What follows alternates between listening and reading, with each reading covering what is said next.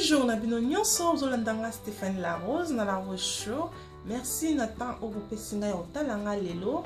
Lelo nga Stéphanie La Rose na a kolakisa bino ndenge nini ya kosala make-up na biso ya misu. Soki tozobima tozokende fete moko monene ou soki toyebi ke fete ya monene oyo eleki mariage ezalaka te. Soki tozokende mariage, tozokende fete ya baptême, tozokende fete anniversaire.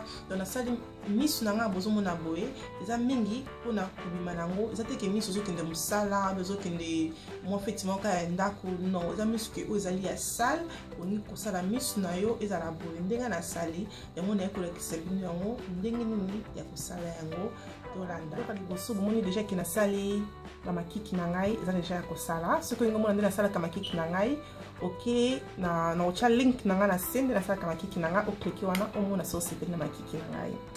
Awa na misu mpona otya bacouleur na ngai misu na banda liboso na make-up pardon, maquillage oyo bakomi make-up base yango nde na osalela eza bien mpona kogarde bacouleur ya misu na biso mpona eumela na elongi. Donc ozomona lisapi boye yango nde na kopakola. On va pakola ngo.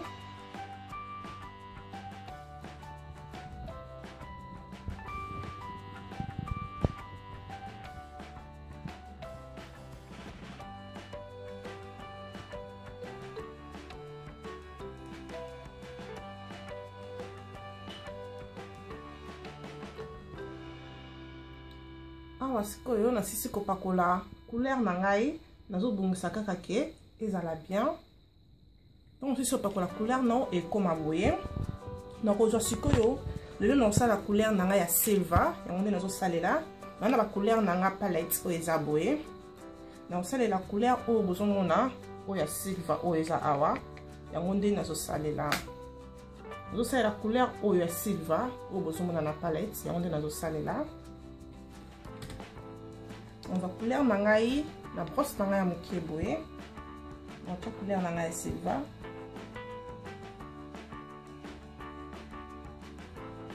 Moni place na zo chango.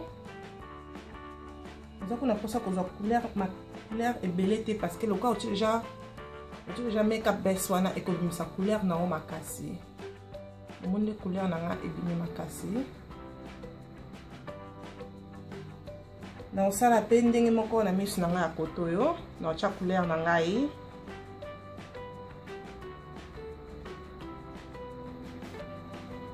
Bomonde nazo tia couleur nanga ozo luka to tia ebele mais nazo bandango na point pe nazo mataka na bakisi lisusu po nazo na couleur nanga silver nazo na poso nango ezala makasi.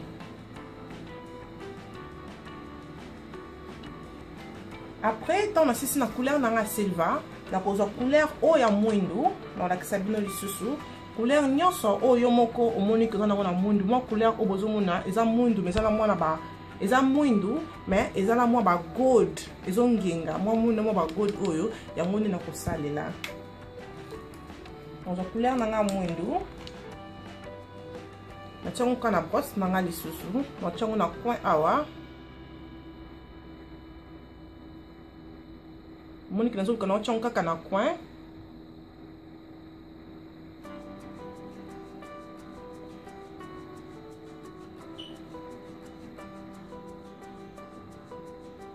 Vous excusez vraiment pour ma kelele le bozo yoka. Donc dans ça là on a quoi na nga ya misu.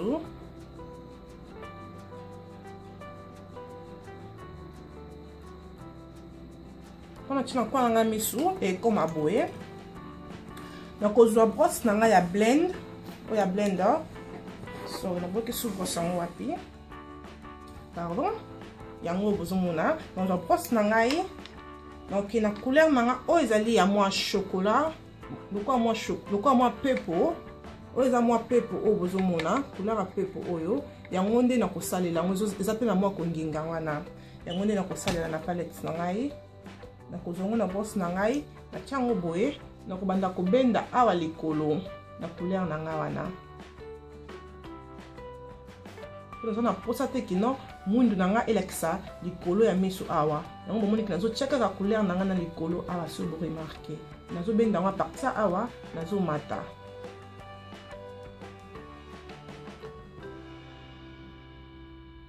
yango ezalaka bien tant ozosala misu na yo eloko liboso osala makiki na yo.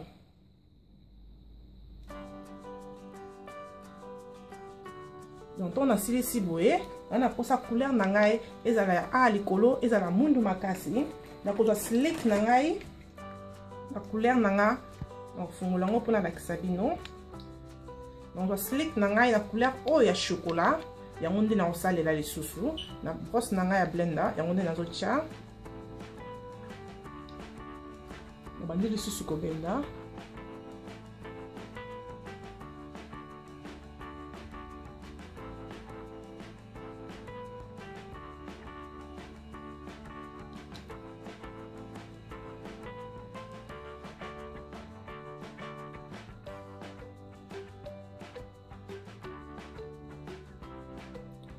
Na benzango bomoni dekomi ekomi ngai boye nyonso mibale ekomi nga boye lokola nakosalela bangelingeli na ngai bangelingeli na nga eza boye eza na couleur oyo eza boye na couleur oyo ya silver. Avant kosalela bangelingeli na yo oyo nakozwa colle na ngai avant natia bangelingeli na ngai nakozwa colle na ngai oyo ya ba fossile yango nde nakotia place natie ba silver na nga après nakotia bangelingeli na nga likolo na ofungola colle na nga ya ba fossile oyo eza boye nde nakosalela nazwi colle na nga ngo naotia kaka place oyo pardon place oyo ba silver ezali couleur na nga ya silver yango nde place nazotia faut zala moins rapide pour na posa te ke colle ekauka avant otia ba couleur na yo ya ngelengeli. Mais kozwa bangelingeli na nga na brosse oyo eza boye nazotia yango po na posa te ke colle na ngai ekauka nazotia faut zala moins mbangu nazotia kaka place oyo silver na ngai ezali nde place oyo nazotia bangelingeli na ngai ya silver.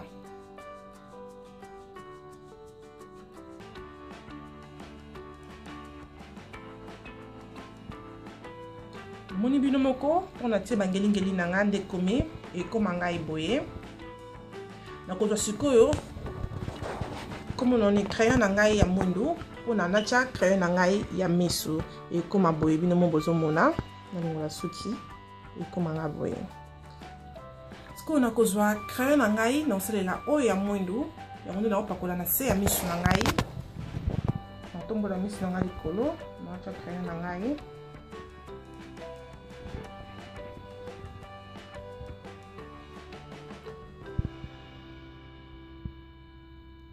na sisi kotia crayon na ngai donc bomoni ekoma boye nakozwa lisusu brosse na ngai ya moke oyo nasalelaki mpona couleur na nga oyo bozomona likolo oyo pardon nazwa couleur na nga lisusu oyo ezali oyo ezali lokola pepo oyo yango nde nakotia lisusu na brosse na ngai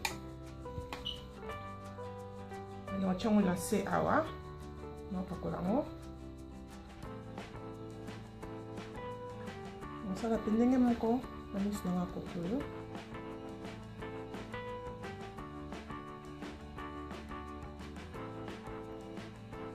opakola yango na se awa ozopakola yango te na kati na nzela oyo ya sa misu ozopakola yango na se awa nde mpesi nazopakola yango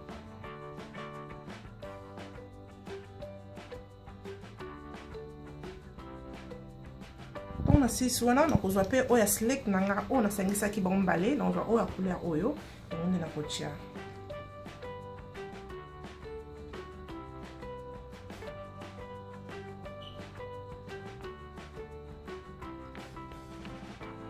nga posa te ke ezala ebele yango omoni nga nazopepa bon mpona nga posa te ke ezala nga ebele ntango na sisi misu na nga ekomi nga boye nakotia sikoyo eyeliner na ngai eyeline oyo ya misu yango nde nakosalela nazosalela oyo ya liquide oyo bozomona boye yango nde nazosalela ya liquide ya couleur mwindu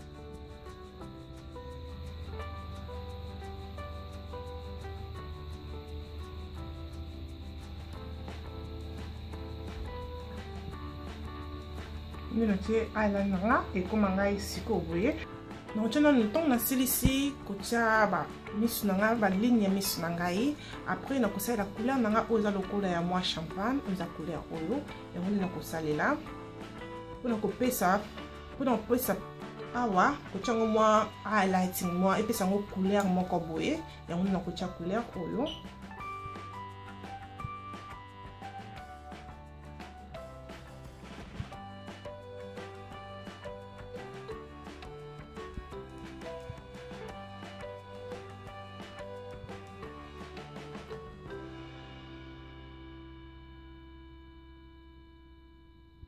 Monde na chango et comme aboye après ton ici na kocha sko ba fossile na ngai ya misu na ba fossile na ngai déjà besoin d'utiliser ngo parce que ngai na nataka fossile chaque jour te donc la personne a utilisé bona longoli na gardango et non utiliser encore fossile na ngai ngo c'est ba fossile na ngai déjà ce que ça pour ça que dans l'action ndenge na tchaka ba fossile na ngai komela nga na se et puis sanga ke na sala vidéo pour nango et que ça la nga pe bien sikoyo na zongele su couleur na nga o ya champagne o na tcheki likolo awa na kozongo na brosse na nga ya songia bozomo na boye na tchaka couleur na nga ngo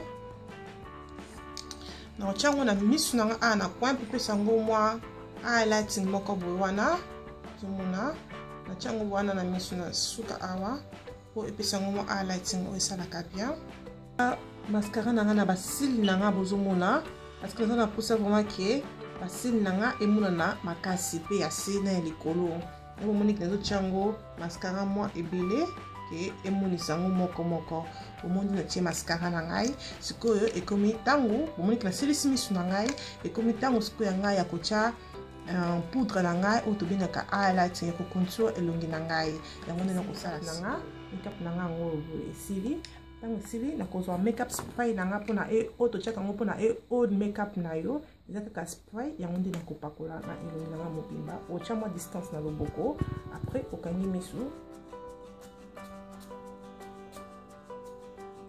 na spray na ngai komi boye pona evandisa makeup na ngai bien.